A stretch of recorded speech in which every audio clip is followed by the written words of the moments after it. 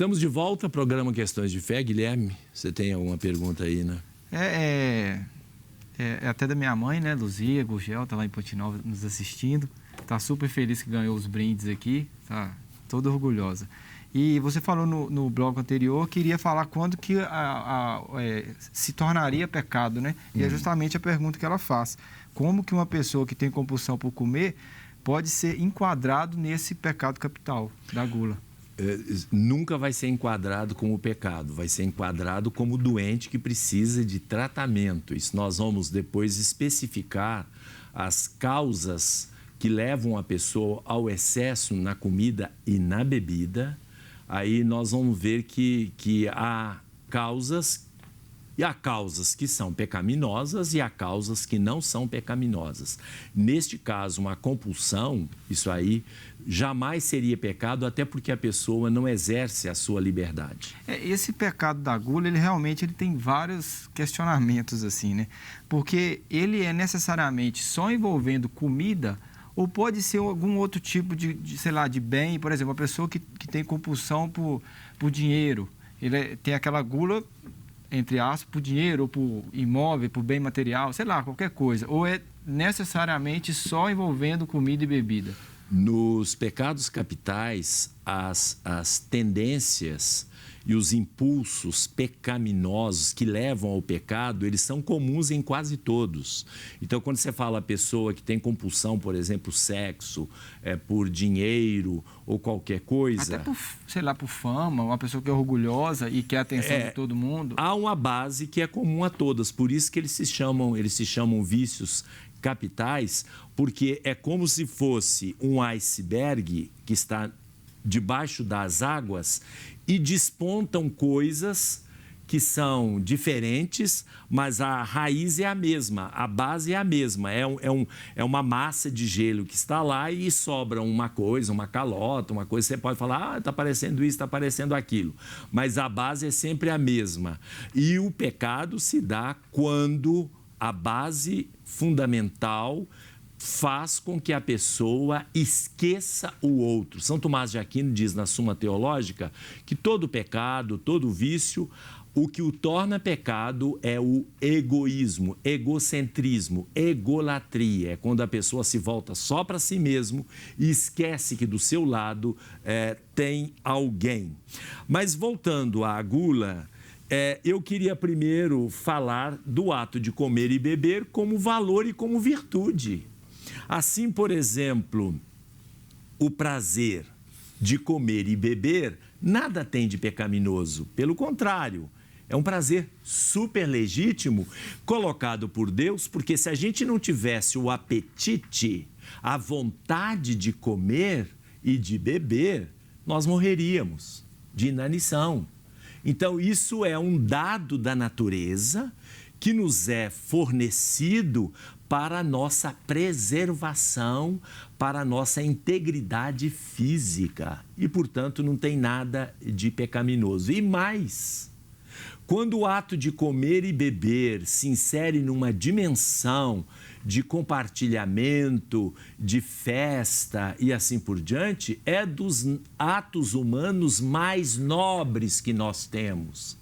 E é exatamente por isso que Jesus instituiu a Eucaristia, que é a sua perene presença entre nós, através de uma refeição sagrada, onde há comida e bebida. É claro que São Paulo, na sua carta, fala que muitas vezes os cristãos distorceram no começo a Eucaristia, quando a Eucaristia de fato era um banquete. Havia comida e bebida. E muitas pessoas iam lá, não era para celebrar a Eucaristia, mas era, como diz São Paulo, para encher a barriga, e com isso cometiam atos de egoísmo. Por exemplo, os pobres levavam comidas mais simples e os ricos, numa celebração, por exemplo, levavam comidas mais gostosas, mais sofisticadas. Na hora de compartilhar, os ricos corriam na frente e pegavam aquela comida que eles tinham levado e deixavam para os pobres aquela comida que os pobres tinham levado. Isso não é manifestação de partilha nem de comunhão. Por isso, São Paulo fala que a Eucaristia, nesse caso, não é sinal de comunhão, não é sinal de vida, mas é sinal de morte. E ele tem aquela famosa frase, Inoc non laudo vobis. Mas há também um filme que é maravilhoso, chamado A Festa de Babette. Esse filme, A Festa de Babette, o Papa Francisco, inclusive, já falou dele, que ele gosta muito desse filme.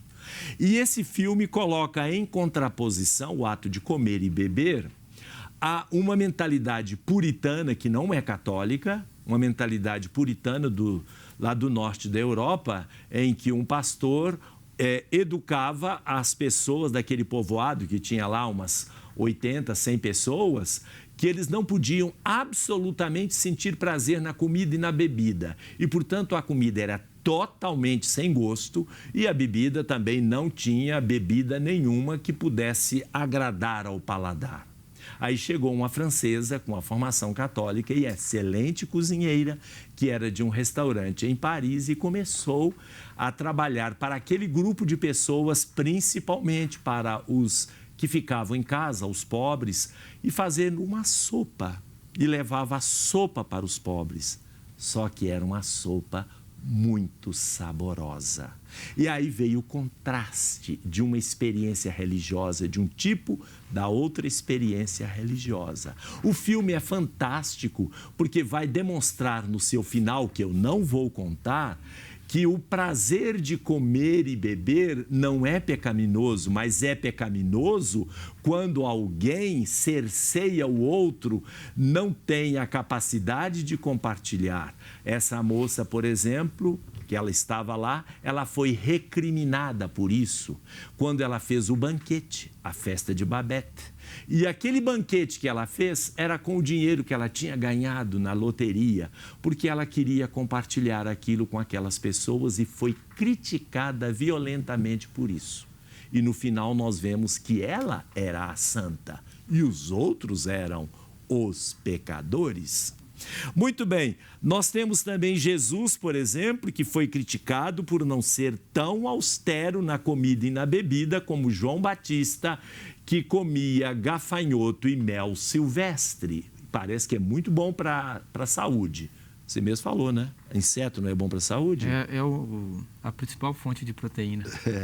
Só que nós não gostamos. João Batista comia inseto e mel silvestre. Agora você imagina, mel silvestre é muito bom para a saúde. Pode não ser agradável ao paladar o que ele comia. É considerado uma seta, uma pessoa totalmente austera. Jesus não. Jesus se concedia a si mesmo a valorização do corpo, a valorização da nossa vida terrena. Ele multiplicou os pães, ele transformou a água em vinho absolutamente de excelente qualidade. Estão aprendendo? Vamos aprender com isso. É até uma curiosidade, né? Tem até um participante aqui que faz uma pergunta sobre isso, que é o Marcos Vitor, participa com a gente direto aqui lá do bairro Santa Efigênia. Ele pergunta se tem algum livro que fala sobre esse costume alimentar na época de Jesus. Bom, em primeiro lugar, os evangelhos falam, né, que Jesus participava dos banquetes. A maior parte das parábolas sobre o reino de Deus é a partir de banquetes. O rei chamou os convidados, etc. Ou seja, o futuro nosso, a nossa alegria de ir para o céu é comparado por Jesus, o reino de Deus, portanto, é comparado com Jesus a uma confraternização, a um jantar, a um almoço em que as pessoas estão juntas ao redor de uma mesa. Então, é só ler os evangelhos que a gente vai perceber isso. Parece que, não sei, né, como que era, lógico que tem muita coisa aqui que é típico da época também, mas é até símbolo do evangelho, que é o pão e o peixe, né? Parece que as pessoas mais humildes daquela época, era a principal fonte de alimento deles, era o pão e o peixe, né? Carne deveria ser algo assim, das pessoas mais importantes, dos vilarejos. Mas o peixe é uma carne saborosíssima e se fala de peixe e pão exatamente pela realidade da Galileia, que os apóstolos faziam? O que os apóstolos eram? Qual a atividade? Pescadores. Pescadores. Era toda a vida do povo da Galileia, para quem esteve na Terra Santa comigo, viu isso, né? Em volta do lago de Genezaré, todos viviam pela pesca.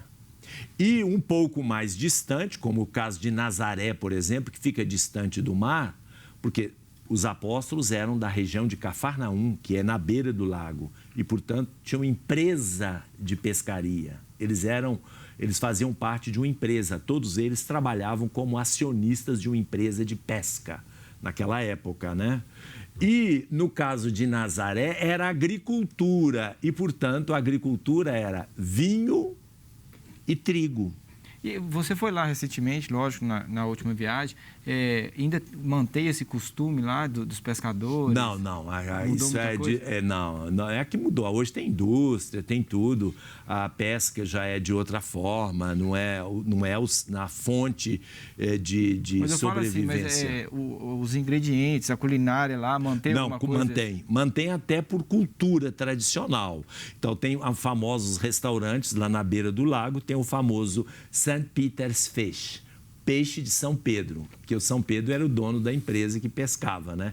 Então, lá o prato principal é o chamado peixe de São Pedro. Voltamos daqui a pouco, nós vamos continuar falando depois do pecado e do vício da gula. Até agora estamos elogiando. Voltamos daqui a pouco.